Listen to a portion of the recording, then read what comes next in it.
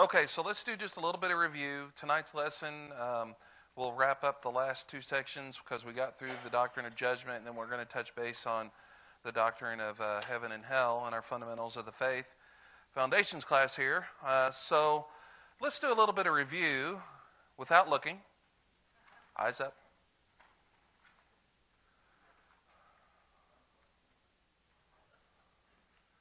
So if we're describing the judgment of God, there's a fundamental understanding that helps us get to that place where we can begin to talk about it. What is that understanding? Yeah, God's holiness. Okay, now in our lesson last week, we talked about some phrasing that was there early on about the word wrath. So in the lesson itself, we have love and wrath that are placed on separate pedestals. Okay? What did we say about that? You guys recall? It is because of His holiness. So when we talk about what should be on those pedestals, then not opposed to one another, but equally important, is love and holiness. So we use this phraseology, which I think is very, very good, and this comes from Dr. Cottrell, the way that he talks about it, is God's love in the presence of sin manifest as God's love in the presence of sin manifest as what? Grace. God's holiness in the presence of sin manifest as wrath. Right? Why are love and wrath not the best to set one apart from the other?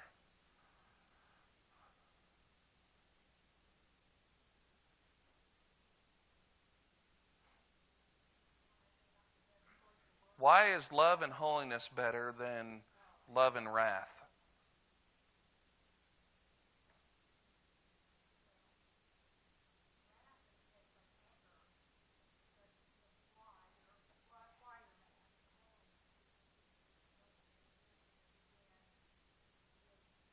Okay, you're absolutely on the right track. You're right there.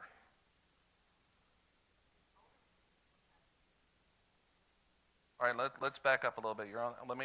I asked you this question last week, and this is the question that sets. Did wrath exist prior to creation? Why? Because sin is what causes wrath to manifest. Was the possibility of wrath present? Yes. What makes the possibility of wrath present? His holiness. His holiness. Right? Now, did grace exist prior to creation?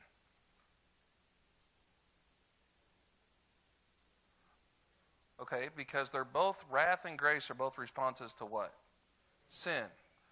Now, was the potential for grace and wrath there? Yes, because they are manifestations of those eternal attributes, love and holiness. You see why that's an important distinction? No? Okay. So here you have an angry, wrathful, vengeful God, even just, without sin. It doesn't make sense, does it? That's exactly what you were saying. Yep. There has to be something that, and the image that Dr. Cottrell used that really resonated with me is lava beneath the surface. So beneath the surface, not a problem, right? When is lava a problem for us? Is there lava near us right now? Most likely. Not too far that way, right? Right? But when is it a problem? When it erupts. And so lava beneath the surface would be God's holiness, and then when it comes into contact with sin, we have wrath. So this is important we understand that. Now, these are all important discussions when we're talking about judgment. Why?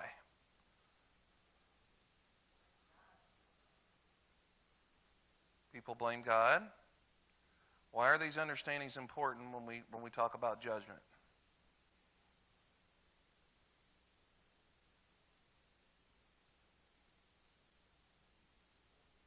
So we know what to do. When we talk about these understandings of His love and His holiness, why are these understandings important when we try to go into the understanding judgment?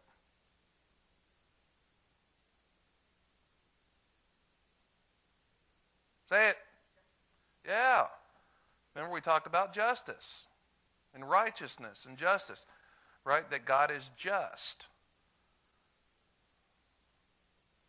Remember when we said that He is both just and justifier? Well, what eternal attribute is expressed in Him being just?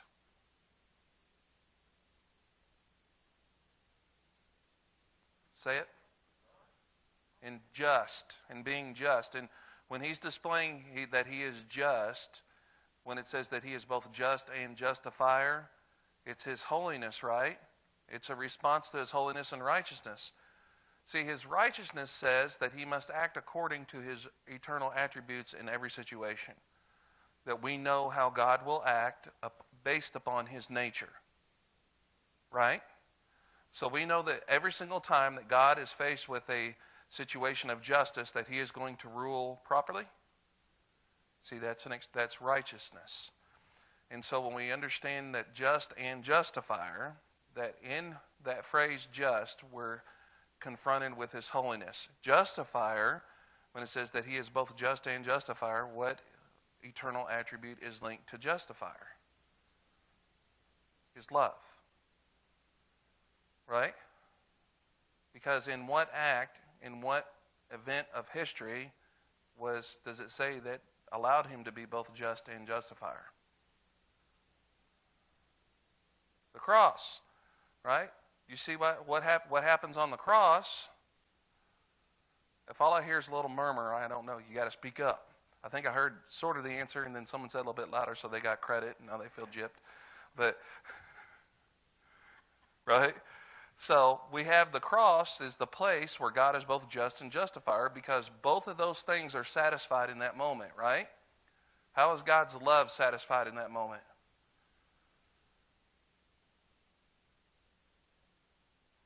Yeah. He provided the solution when we couldn't through His own Son. Well, how is His holiness satisfied in that moment? The payment was paid. The penalty, the price for our sins was paid in that moment. So we have the standard of judgment then is what? When we talked about that which we're going to be held accountable to, thought I heard it. The Word, yes. The standard of judgment is in God's Word, and we understand that that is closely linked to what? Or who? Jesus. Right? And so we understand that God's dual nature is one of love and holiness, that holiness is the key element of God's character that calls for judgment and the exercise of His wrath. How many judgments are there? One, right? One judgment. And the standard of God's judgment is His Word, and God has committed that final judgment to who? To Jesus Christ. Now, for Christians at the judgment, now when we talk about that phrase, at the judgment, what's maybe a better phrase we could insert there?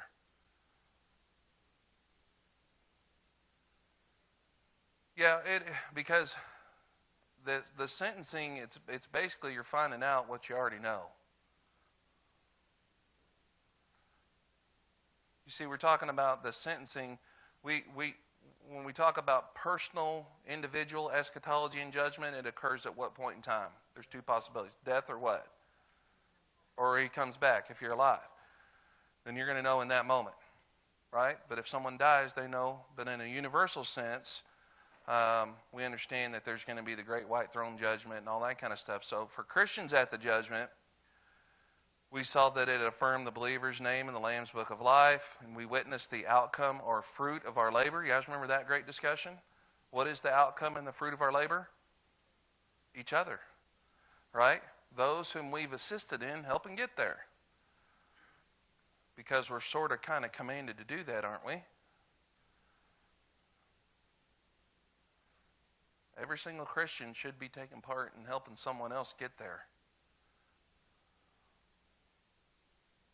Before and after the fact of their conversion.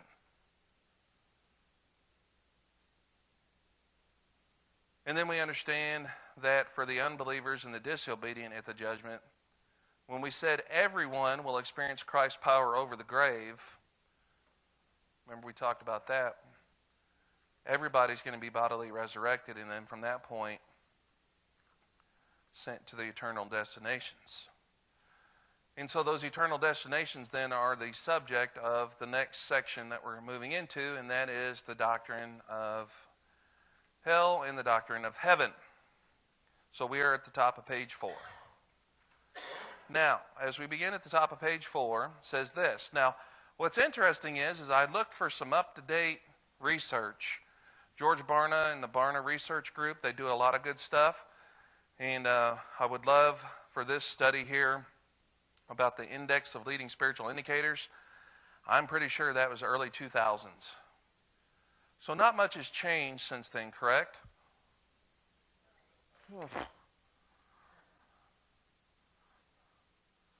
I mean, it's been crazy change in the way people think and what they value, right? What's acceptable, what's not acceptable. I mean, it has been dramatic. Got to thinking about this. There's been times where it's been more gradual and times when it's been more like the roller coaster heading over the hill. Would you say that moving from like the 50s into the 60s, it was like the roller coaster over into the hill? And then we kind of had a stabilization a little bit, you know, and then I think now we're on another deep dive and quick. I'm hoping that at some point it's going to level off and maybe head back the other direction, but don't know that it is. But it's just we're in one of those phases right now where it just changes. It's exponential. And so the reason I bring that up is because when you interview Christians and they poll Christian people, and I looked and looked for research yesterday and today, and I can't find anything that's really up to date.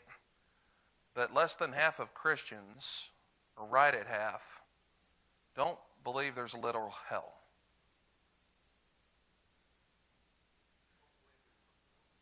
Literal.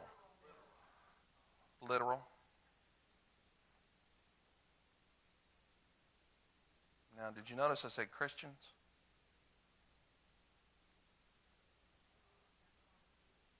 The term Christian? Of course. Because there's a lot of people that identify as such. So we understand how these things work. They do the best to try to define that they have different groups, you know, evangelical, born-agains. They use terms like that, and each one of those has a basic set of indicators that allow someone to, you know, it's as scientific as it can be as far as determining. The point is that a large portion of people today don't believe in hell. One of Barna's surveys, at the top of page 4, in the Index of Leading Spiritual Indicators, revealed that only 1 in 3 believe the devil is real and hell is real. Now this is, I believe, without having the statistics there, that that's people in general. 31% believe hell is an actual place in which one can end up when he dies. 56% believe hell is just symbolic of a state of mind. Now, some of the research I did find today, what's interesting is it was a percentage of 1%. Like 0.8% that believed they were going to hell.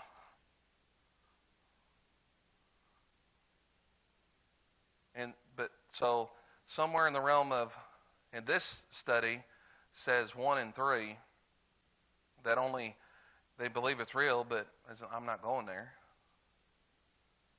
And the way that the studies I read was it was based on whether you were good or not. So it's a whole ball of wax. The point is, of all this setup here is that most people today do not believe in hell. Now, there are more that believe in heaven.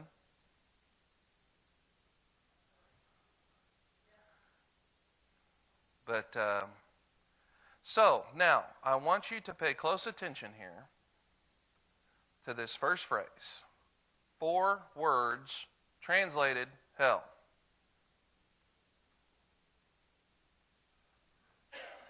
Now, I'm hoping that we have some different translations in here tonight, and you guys with your fancy apps, I might pull mine up here. I have one that I use on my phone. I'm getting a little more handy with it. We'll look at some different translations. Now, 4 words translated hell. Okay, just that sentence alone, what do we need to understand about it? Okay, context, yes, but I'm just about what do we, just stay in this sentence. These are Hebrew or Greek words that show up in some of our translations as the word hell. Okay, translated hell. Just keep that in your mind. So we have the first one. Would someone look up Psalm 19 or 9:17? Okay, Danielle's got that one. How about Psalm 16:10? All right, Larry. All right, so let's look there. Now listen for the English word, and we already know what word is in the Hebrew here. Let's see what it's translated.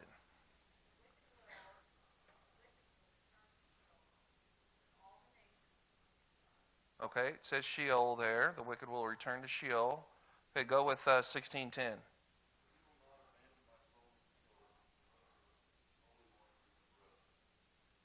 Okay, now we know that one comes forward into the New Testament, right? Okay, now wait a minute. I thought it said 4 words translated hell. It says Sheol in both these translations. What are you using? ESV? New American Standard? Anybody have something different in their Bible? Anybody have a King James? What do you have? Both of yours says hell. What translation do you have? King James. Okay. So if the word is Sheol, and some say hell and others say Sheol, then we've got something going on here, don't we? So the reason that I'm saying 4 words that are translated hell, okay, this is what we need to understand, is that some translators of the Bible insert the word hell there, and it is not a proper translation. NIV says what? Realm of the dead. Sheol, that's actually closer than hell. That's not a bad translation. Now, if we see Sheol in the New American Standard, what have we done? Grave, okay. Anybody have anything different than the words we brought up so far? Brian, you got something? Sheol, okay. So they've just brought the Hebrew word forward, right? That's not even transliteration. It's just the Hebrew word. A little bit of a cop-out, but I mean it's...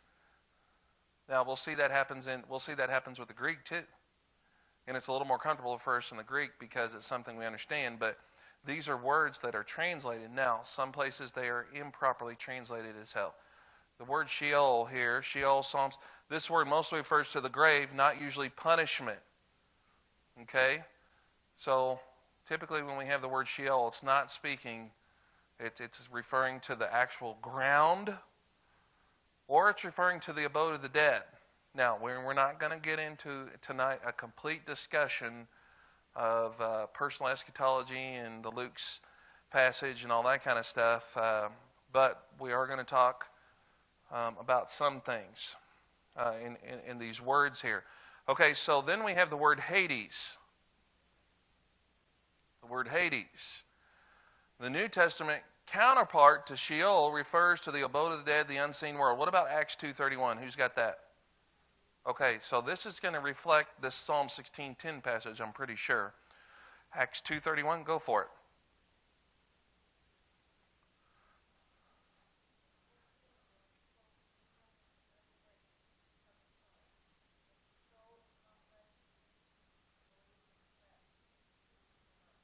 Okay?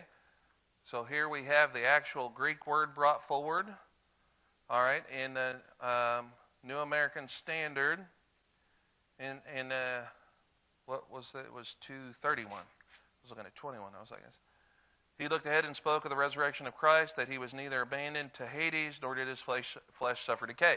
All right, I'm guessing yours says hell again. Okay, so Hades and Sheol are referring to the grave, the abode of the dead, but not hell itself. Does anybody else have a different word there in this grave again? What translation says grave? NIV? Okay. Is yours New King James maybe? Yeah. So they've corrected it.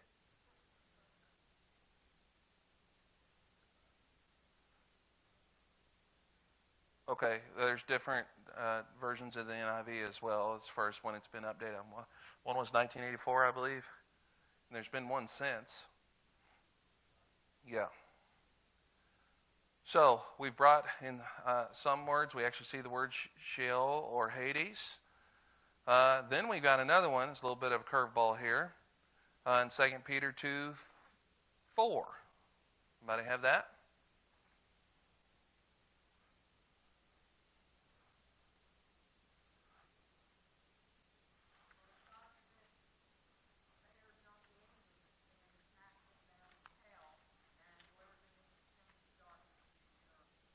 Okay. So there the word, again, we know that the King James is going to use hell for all these. Does anybody have another one there? Okay. Okay, you do? Anybody have something different than hell? Okay. Okay, now that's the Greek word. So are we saying that for it to be right, we have to bring forward the Greek word?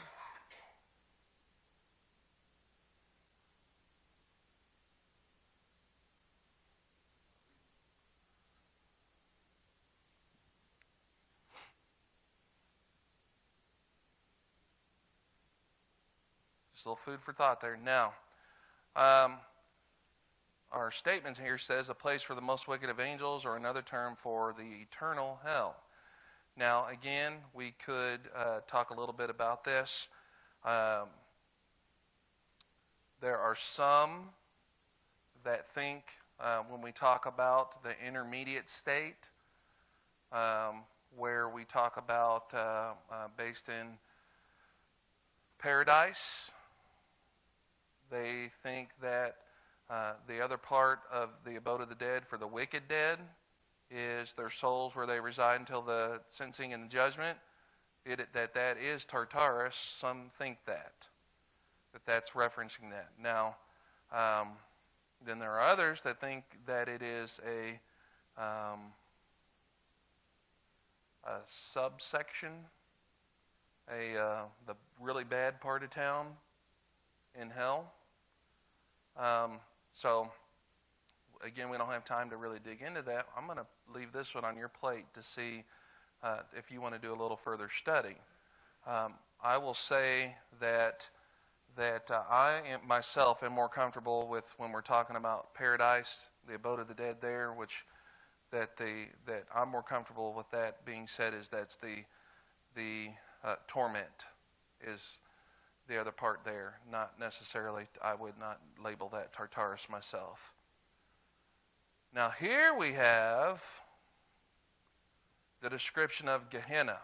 Now this word Gehenna is used 12 times in the New Testament, 11 of them by Jesus. And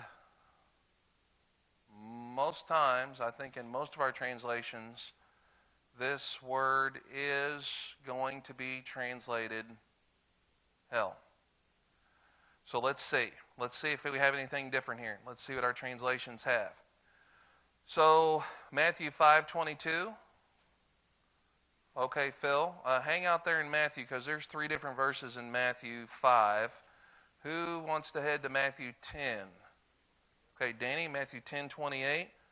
How about let's jump forward to Mark 9:43 and 45. Who's got Mark chapter 9:43 and 45? Larry? How about Luke 12:5? Okay. So let's begin there as we move through. Now, Phil, there's three different verses. There's 22, 29, and 30. So let's do with Matthew 5:22.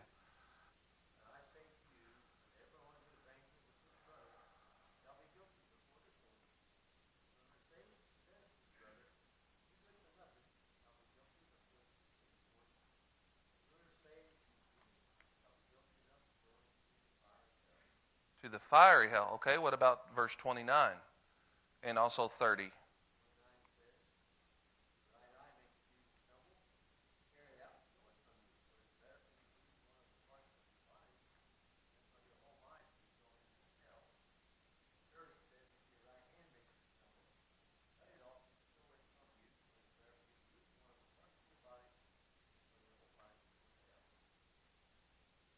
Okay. All right, our next one was at 10:28. Do not fear those who kill the body, but are able to kill the soul. Rather fear him who is able to destroy both soul and body. Okay, now, anybody so far have a word different than hell in any of these that we've read? Okay, we're all consistent here. Okay, what was our next one there? Is that did we do 18:9? Mark 9:43 and 45. Yep.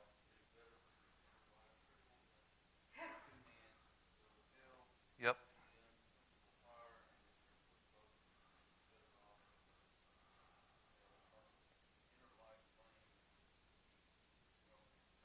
Okay. All very similar. Everybody still have the word hell there? All right. How about Luke 12:5?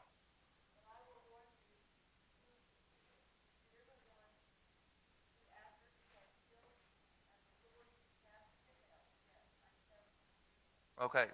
Anybody have a word different? Okay.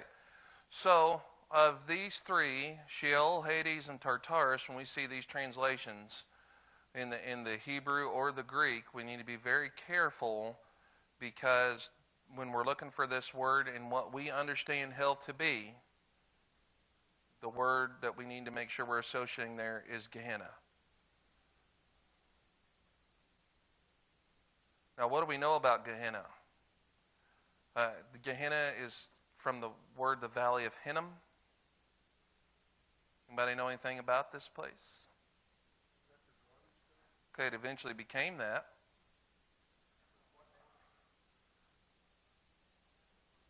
I'll say what he said here in a minute.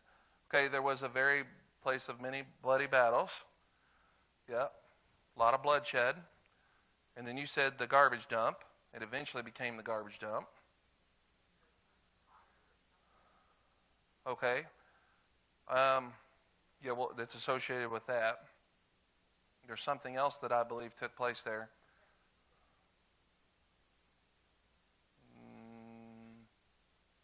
I don't believe. What do you mean killed the animals there? I'd have to look into that. I'm not 100% sure about that. The what? Oh, the Valley of Dry Bones? We have an answer to the question from the foyer? There you go. Yeah. Okay, you guys remember Molech? Okay. That was the big furnace-looking thing with the brazen arms, and they would sacrifice their babies on there. That took place in the Valley of Hinnom. So these are all the things that are associated with this place, and by this time, it's a garbage dump. Now, what do you know about garbage dumps? They do smell. Is life associated with the garbage dump? Okay, now where would we get the idea of fire then?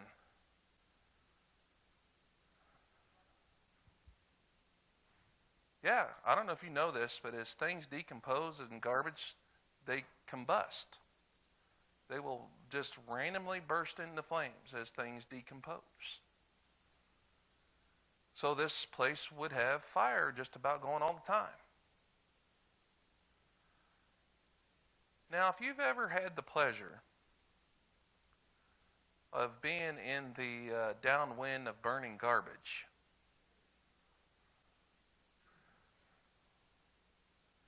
it's a fun thing. Had that happen the first time I was in Haiti. I was in the back of the truck, soaking wet from sweat, midday sun, and here comes the garbage smoke full of ash, garbage ash, and just all over me. That was really pleasant. And I was in the cage, yes. The ash and the smoke and the smell, it was very unpleasant. So, when we talk about, now the other things associated with this is that a place of banishment. And so there's a lot more that we could study. In fact, Dr. Presley, when we went to the Florida Bible Conference, did a great job of describing everything that took place in the Valley of Hinnom and what led up to it in the history. I have those sermons or classes that he taught on a flash drive. And I'm going to see if we can make them available on YouTube. I need to call the CRA and see if they'll allow us to do that, to where you can watch those two lectures. And because he did one on hell and one on heaven. And very good stuff when we were talking about. So when we see this word Gehenna, it is a cultural thing that they would understand, a place that of death and of being cast away. You're basically being thrown onto the trash heap, if you really understand that, to be burnt. Now that's a pretty vivid understanding, isn't it, of what we're saying this as far as a place of judgment. So let's talk about some characteristics of hell. Now, we don't have time to dig into all these verses. We're just going to touch base on them because I do want to talk about the happy side of things. We talk about the characteristics of hell. All right, I've got a brain bender for you. You ready? It's a place of unquenchable fire. It's a place of unquenchable fire. But it's also complete darkness. Figure that one out. Which one's right?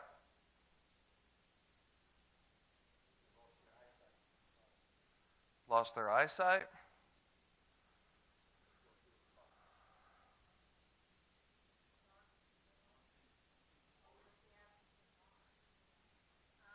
So the darkness is the absence of God. Okay, so here's where we need to make sure that we're being honest as we approach the Scriptures. Because I'm afraid Tom and Jerry and Bugs Bunny sometimes inform our understandings of things. What do you think I mean by that? Okay, Wile E. Coyote jumps off the thing, right? Next thing you know, he's riding the escalator down to where? Hell, what's it look like down there? Fire, right?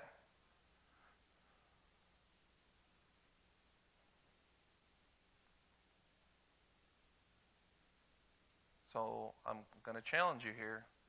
Is it a place of fire? Is it literally just a place of fire?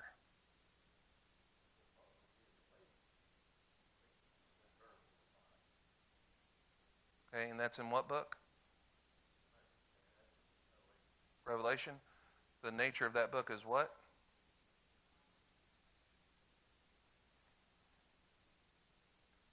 So, see, we got to be careful what we do here because we go through Revelation all the time saying it's symbolic. See, it's symbolic, it's symbolic, it's symbolic. A lake of fire, it's real.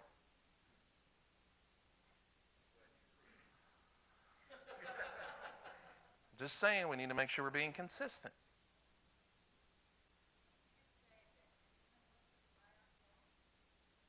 That's the way it was translated into English.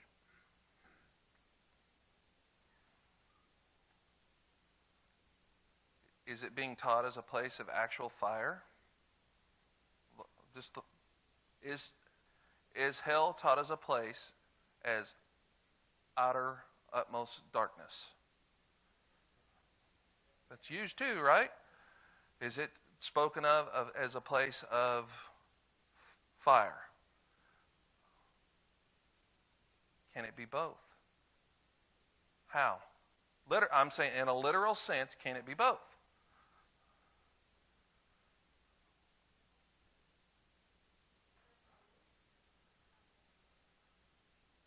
It says what? Where did you say that was? In Luke? Okay. You talking about Luke 16 or Luke 12? Okay.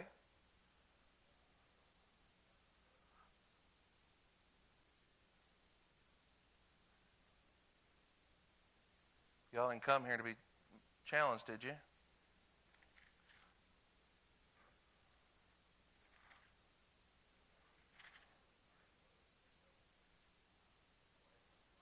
Mm-hmm.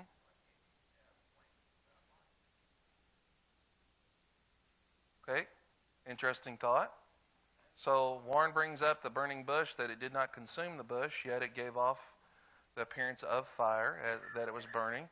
But so his question was, well, then why can't you have fire without light then?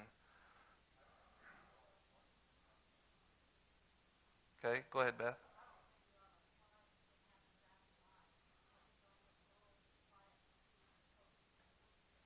Okay, so maybe when we talk about things like this, that these kind of current understandings are to instruct us about principles rather than realities. What principles involved when we understand fire? Okay, more than hot. What does the heat cause? Incredible pain. I don't want to speak for some. There's a couple things that hurt a lot is getting electrocuted and getting burnt. There's a special kind of pain. And if you can get burnt and electrocuted at the same time, that's a category all to itself. But when we understand fire in that sense, that we know it's a place of actual, it's pain, right?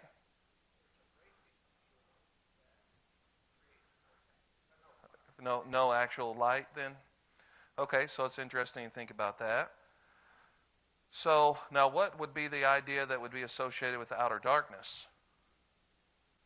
Completely alone, out, away, banishment, separation from God. All I'm asking us to do is make sure that our ideas match what the scriptures say here.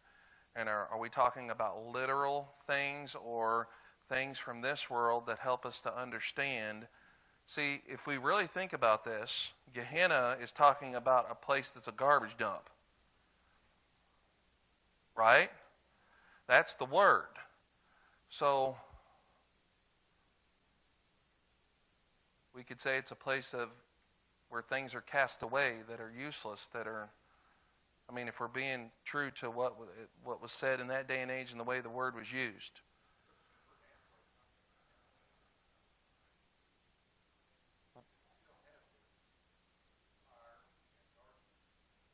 Sure, it's possible.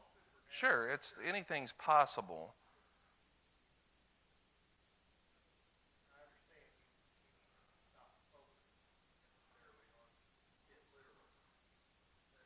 Well, here's another question for you. Where is it?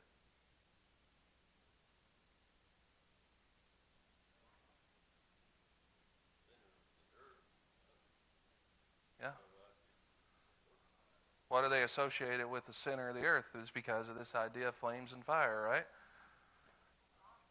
But is that true? So we don't know physically where it's at.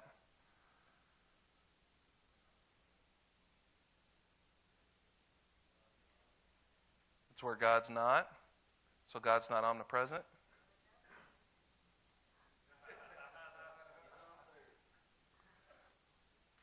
Were you here last week? Okay, you remember what we said about that? God can withdraw any kind of his influence, but still be in essence present. We just gave a brief example of that. So it's a place of unquenchable fire. Have I got you stirred up pretty good? Place of eternal punishment. We can buy that, right? Now, some believe that what happens is that you're annihilated. That it's not consistent with God's loving nature that you would suffer for eternity. And so what happens is that once it's over and done with, that your soul, your body, everything is completely, it's just over with. Seventh-day Adventists believe that? I'm sorry? Do we have a scripture of that? No. No, it's a philosophical understanding that they're trying to say that it's contrary to God's loving nature that would cause someone. See, in Matthew 25, the duration of the punishment of the unrighteous is the same as the duration of the bliss for the righteous. There's no annihilation or simply abbreviated punishment. It is an ongoing thing. I think we see that. We could look into more verses that talk about that. Places where the worm does not die. So there's worms there.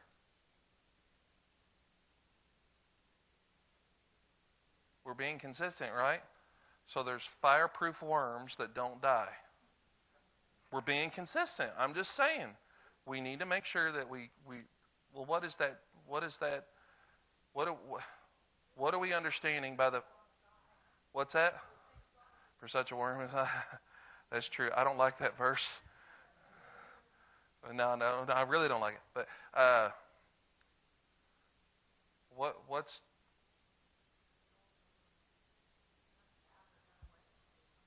the soul? Well, what's associated with the worm? Yeah, decay. So there's this ongoing process. Now that would fit well with Gehenna, right? Probably worms all over that place. Not pleasant. I'm going to tell you a story about a pest, but I'm not going to. Big spider in Kelly's shower this week. It was funny. We've had a week, I'll tell you. What's that? I killed it. Yeah. Okay, so all you people that tag me on Facebook with spider stuff, you need to stop. Because she was the one standing outside literally gagging from just seeing it. I mean, she was literally doing that. And yeah. And I killed it. I'm the one that always kills it. But see, I'm not a fan of them, but she was literally shaking. All right, so place of weeping and gnashing of teeth, a place of banishment, utter outer darkness called the second death. All right, so I'm going to pull on you here for a little bit. Why is it the second death? There you go, right? Because they're going to be resurrected bodily, reunited with their spirit, and then second death. Not pleasant, right? Okay, now if we're literal here, then that means they are annihilated, right? Because when you die, you die.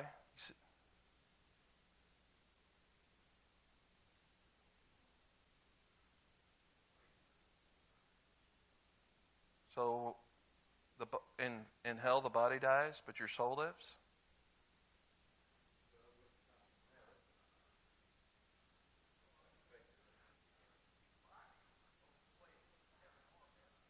Correct. Correct. Right. Meaning that it will, well, does a soul experience nerve pain? We don't think so, right? I mean, right? So what would be, if there is a physical torment that's felt by something like fire and all these things we're talking about, for that to be felt, what is necessary? There you go. So anyway, exactly. So I just want us to be consistent as we talk about these things and make sure that we're understanding. So the intended place of eternal torment originally created for the devil and his angels. Hell is a place where howling is unsilenceable, flames unstoppable, pain unbearable, darkness unsearchable, company unrespectable, desires unsatiable, thirst unquenchable, and end is unforeseeable. Sounds like fun, right?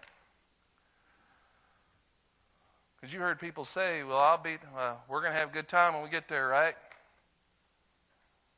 Me and my buddies.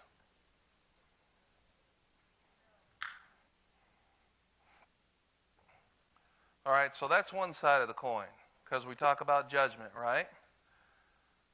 But we have two possible destinations, and the other we obviously know of is heaven, which more people believe in, because that's easier to about what? Sure.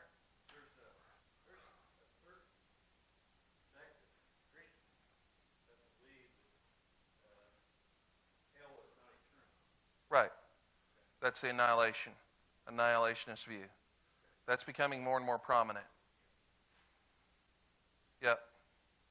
In fact, you talked about the Seventh-day Adventists. There are mainline Christian denominations that teach annihilationism, not just something like the Seventh Days.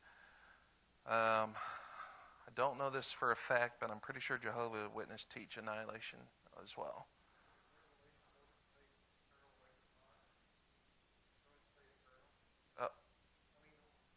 The concept, we could look for the words, is all over, this idea of eternity, yes.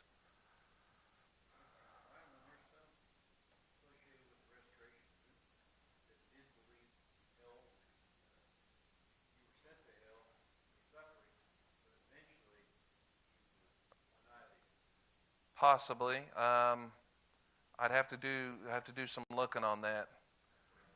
It wouldn't surprise me that the name Moses Lard popped into my head when you said that, so I don't know. Donnie, do you know of anybody? I'd have to do some looking. It's quite possible that somebody held that. Sure.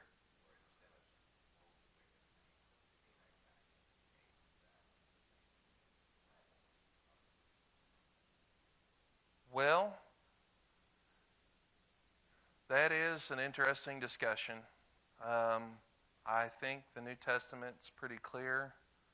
And some have trouble with this because they think that it makes salvation works-based. Because I think there are levels of reward that are pretty specific that it says. And when we talk about in our Revelation class, I think there's multiple places that talk about that. Now, how that plays out, I just don't know. Now, I know that that's definitely not associated with the means of salvation. It's a completely after-the-fact thing.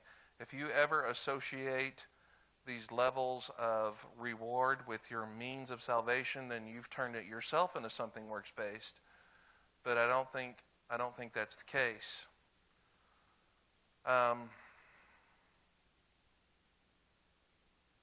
the flip side of that, I think there's indication now how that plays out, how there's specific levels or it's more intense or less intense. I mean, I can't comprehend that.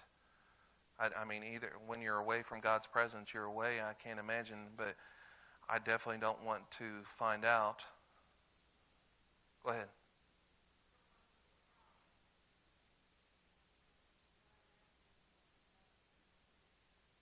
Yes.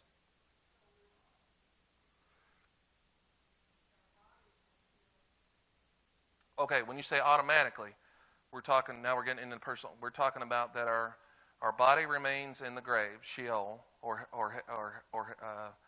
the grave, the words that are used for that, right, wherever that is, and then our spirits go to the intermediate state, which we believe is paradise for Christians.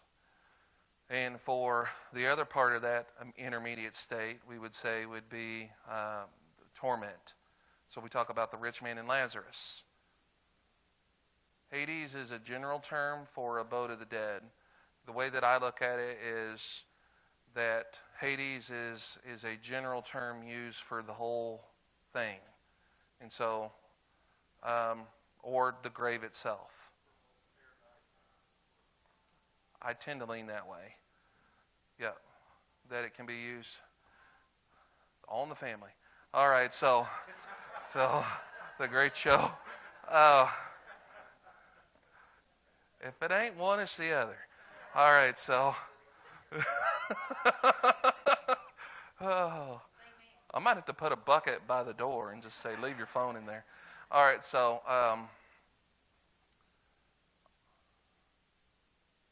then when Christ returns, then all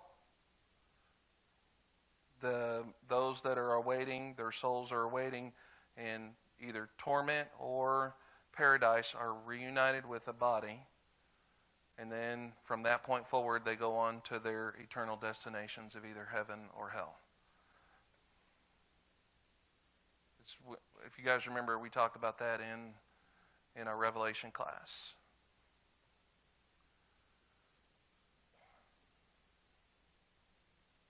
Now, is paradise basically heaven? I mean, is it a place of being in the Lord's presence, but it's not the ultimate glorification, because that does not occur until we're united body and spirit and sent on to our eternal destination. How could he not be?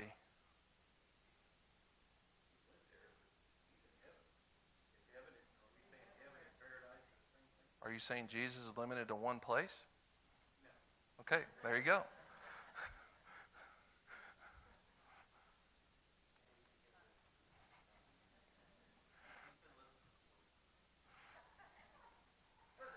Now, there are some. Now, see, you guys. I know I mentioned Dr. Cotter a lot. I'm not 100% in step with him on his views of this situation. He views that there is a permanent spiritual theophany of God on the throne and Christ at his right hand that always is, but it's a theophany. Chew on that one. All right, go ahead.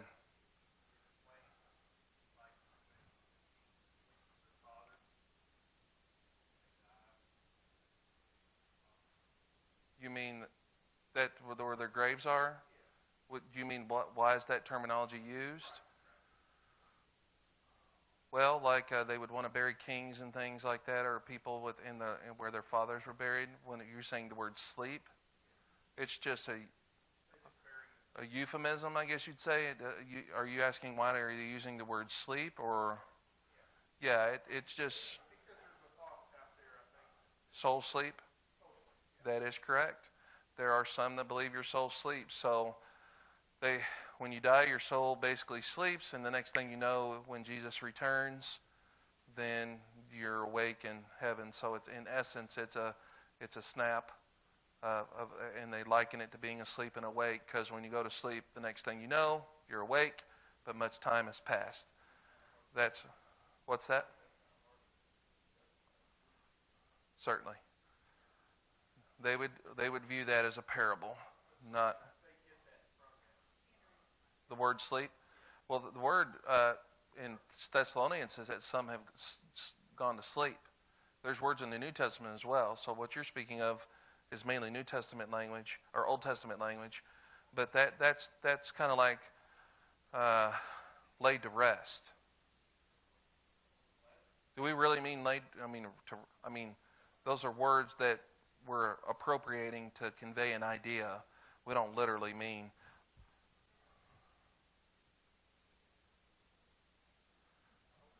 Okay, I'm talking in a general sense, not specifically in a biblical. I'm just trying to think of a common colloquial term that we use that when we talk about death, that doesn't literally mean what it's meant to as a symbolism of something else.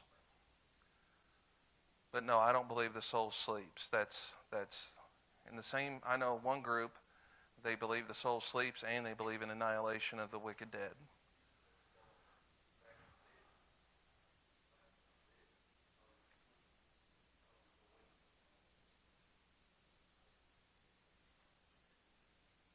But there's also a time when Jesus says, "Why are you weeping? He's but asleep." Well, what does he mean by that? I mean dead. But I mean it's synonymous terms, but not literal sleep.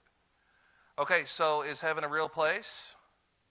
Okay, heaven is this. Let's back up. Heaven is the dwelling place of God. So that's words that we see that are used in Psalms, Isaiah, Matthew, John, and Revelation. The question is, heaven a real place? Where does it exist? What does it look like? Okay, so we say some that says that it's a city, right, that has all these jeweled walls and gold and everything. We'll walk on streets of gold, right? Well, if it's a city, how's it a city when the Bible also says it's a country? It also says it's a mansion. Which is it?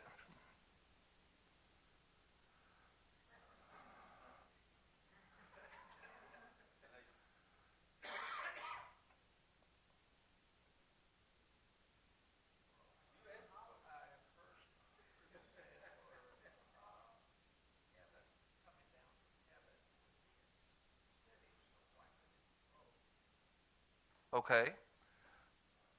Again, we're being consistent with our imagery. See, not going to lie, and I'm not saying anything like it needs, just when you get a chance, and this is not a dig or anything like that, but sometimes you just think about what you're singing.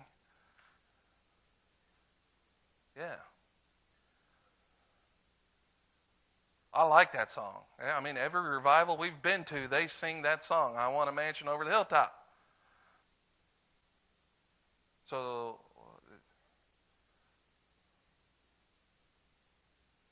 what is it? Now, is it a real place? New heavens and a new earth?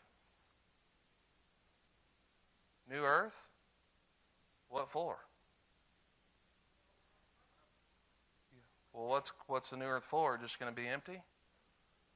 It's not. What's that? To live in. I thought we were living in heaven. So the new earth is heaven? What do you mean come down? So it's in the sky?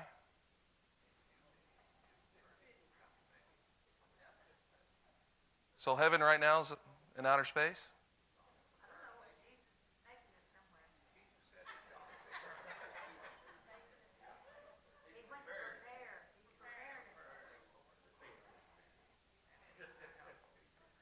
Okay, all I'm challenging you to do is to make sure that your conceptions of what is that you're not holding on to it like it's gospel, okay? Because what's really important is the actuality of what it's going to look like. If it's not streets of gold, are you going to be disappointed? Why? Yeah, whatever it is. I mean, when we talk about, especially in Revelation, and if we take the description in Revelation as literal, then it's what's being taught that it is a country, a city, the Father's house. Well, why was Abraham looking for a country? What does that indicate? Prosperous, belonging, oneness with a group of people, right? Well, what about a city? What do we understand when we talk about a city? Protection, dwelling. City has walls. When we talked about the walls, when we talked about all these things and dynamics that are associated with this. Okay, what about the Father's house? Why do we think about that? Are we literally going to be living in one house? Are we going to all be dwelling in it just like one, like the thing we went to in Tennessee, it just has lots of rooms? If we're being consistent, we have to say that it is.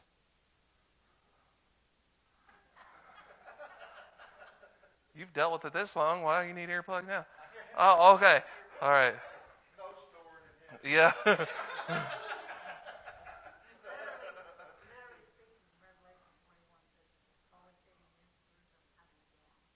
Okay, that's literal.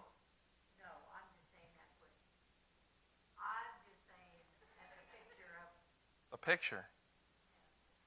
Oh, get on. Okay, but we read the whole book of Revelation, but that is symbolic, but that's real. That's actual. It's kind of the way you're saying. A place. Right. I believe. Yep.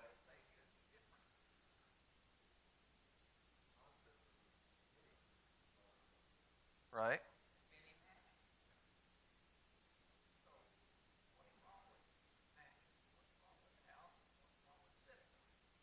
Nothing. None of it is. I agree. But is it the description that comes over into Revelation where there's a wall that has this level of jewels and all that kind of stuff? Is all that literal? Could possibly be. Is it a perfect cube that it describes and all that? And how does that work with the earth? I mean, we just need to be consistent in what we're thinking here. Now, what about where it says in Revelation that there's the tree of life and then there's a river running through it and the split and there's stuff on both sides? Is that literal? Okay. Find out when we get there. So the absence of trouble and sorrow, do we believe that to be true? Any debate on that? Okay, we're going conditions and activity in heaven. Point 3, that word is activity. We're going to rest from our earthly labors. Man, are we going to? That means we're not going. We're going to lay in hammocks and sip sweet tea. Is that all we're going to do? It's not going to be work.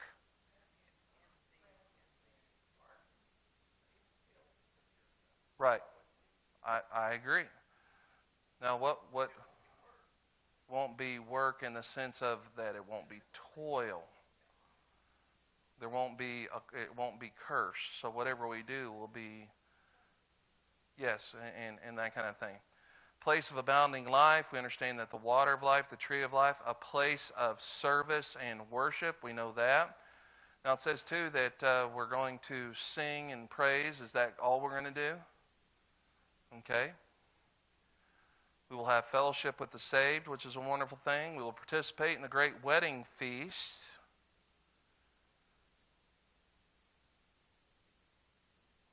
Now, these ideas, 4 words of the promised state, are restored and strong and firm and steadfast. Look there in that 1 Peter 5:10 when you get a chance. And we do need to wrap up. So I want to go through this page really quickly to help you. The first blank is dwelling.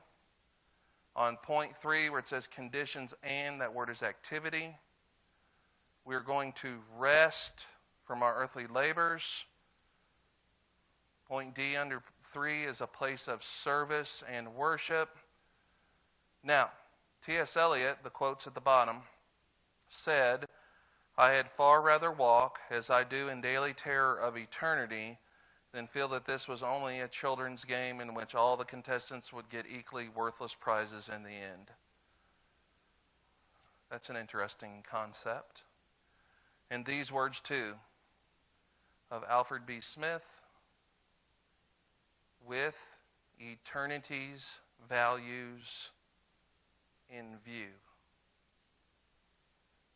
View, in view. So, we live our lives with eternity's values in view.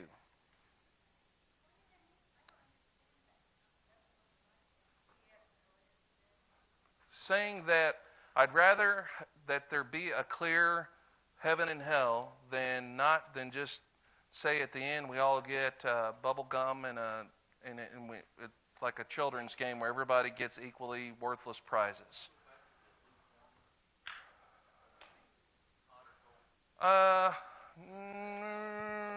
Sorta.